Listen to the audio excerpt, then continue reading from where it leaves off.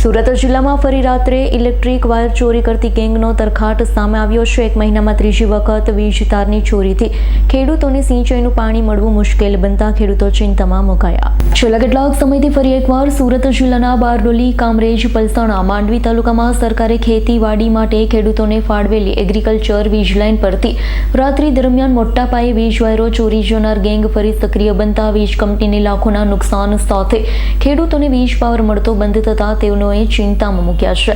કામરેજના સેવણી ગામે રાત્રિ દરમિયાન સેવણી ગામની ખેતરાડીમાંથી પસાર થતી એચટી વીજ લાઇન્સના 22 ગાળા થાંભલાઓ પરથી અને એલટી વીજ લાઇનના 17 ગાળા થાંભલાઓ પરથી વીજ વાયરોની ચોરી થઈ છે। રાત્રિના સમયે ફરી એકવાર વાયર ચોરતી ગેંગ સક્રિય બની જતા વિસ્તારના ખેડૂતોએ ખેતરમાં વાવેલ કરે શિયાળુ શાકભાજી પાક તેમજ શેરડી પાકને ઇલેક્ટ્રિક મોટર બંધ થવાથી સિંચાઈનું પાણી મળવું મુશ્કેલ બન્યું। છેલ્લા એક મહિનામાં સેવણી ગામની ખેતરાડીઓમાંથી લગાતાર 3 વખત વીજ વાયર ચોરાવી ખેડૂતોની હાલત ખરાબ થઈ ગઈ છે। ખેડૂતોના જણાવ્યા મુજબ છેલ્લા 2 મહિનામાં સેવણી, દેલાડ, ઓરણા, ડુંગળી, ચીખલી અને નગોદ ગામની ખેતરાડીમાંથી અનેક વખત વીજ લાઇનો પરથી વીજ તારની ચોરી થઈ છે।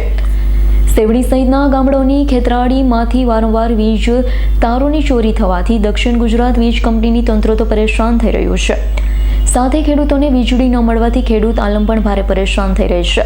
ભૂતકાળમાં પણ રાત્રિના સમયે કામરેજ તાલુકાના સેવણી, સેગવા, પરબ, મોરાથાણ, શામપુરા, આસ્થા, નગોડ, સીમાડી, દેલાડ, મરવાણ, કામરેજ અને જોખા ગામની ખેતરાડીઓમાંથી એગ્રીકલ્ચરના વીજ વાયર ચોરી જવા સેંકડો હેક્ટર જમીનોમાં સિંચાઈનો પ્રશ્ન ઊભો થયો હતો।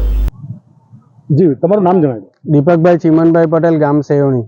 દીપકભાઈ, તમારા ખેતરમાં શું બનાવ્યું? વીજ ચોરી, તારની વીજ ચોરી થઈ છે। કેટલો તાર ચોરાયો છે? કેવી નુકસાન? શું તકલીફ પડે? આશરે 40 થી 45 ગાળાનો તાર ચોરાઈ ગયો છે અને એના કારણે અમારી મોટર બંધ છે, પાણી પાવાની તકલીફ પડે છે અને 2 મહિનામાં બીજો બનાવ બન્યો છે। તમે શું માંગ કરો? અમારી માંગ એ છે કે જીઈબી વાળા યોગ્ય કાર્યવાહી કરી પોલીસ સ્ટેશનમાં જાણ કરી યોગ્ય નિકાલ લાવી અમારા તાર નાખી અને અમારો વીજ પુરવઠો ચાલુ કરે અને પોલીસ પેટ્રોલિંગ વધારે એવી અમારી પોલીસ ખાતાને માંગણી છે। જી, તમારું નામ જણાવો। મારું નામ મુકેશ કુમાર પ્રવીણભાઈ રાવલ, નાયબ ઇજનેર, સેવણી પેટાબીય કચેરી, ડીજીવીસીએલ। રાવલ સાહેબ, શું ચોરીની ઘટના બની છે તમારા વિસ્તારમાં? અમારા સેવણી પેટાબીય કાર્ય વિસ્તારમાં જે ગામો આવે છે, જેમ કે સેવણી, વિયા, ઓરણા, ડુંગર, ચીખલી જેવા ગામોમાં અસામાજિક તત્વો દ્વારા અજાણ્યા ઇસમો દ્વારા વીજતારના ચોરી કરવામાં આવે છે અને જે અંગે અમે ખેડૂતોએ ફરિયાદ ટેલિફોનિક સૂચના મળે તો તાત્કાલિક તે ધોરણે જઈને તેનું સ્તર પંચનામું કરીને પોલીસ ફરિયાદ અંગેની કાર્યવાહી હાથ ધરવામાં આવે છે। અંદાજિત નુકસાન કેટલું થયું? અંદાજિત અમારે અત્યારે છેલ્લા સમયથી જોઈએ 2 મંથમાં તો હળવદ દબાણની લાઈન 9.57 કિલોમીટર જેવી અને એલટી લાઈન 4.10 કિલોમીટર જેવી છે। અંદાજિત 12 લાખ જેવું નુકસાન થયું છે। Bureau report, S9 news, Surat. અમારી તમામ માહિતીથી અપડેટ રહેવા માટે જોડાયેલા રહો S9 ન્યૂઝ સાથે।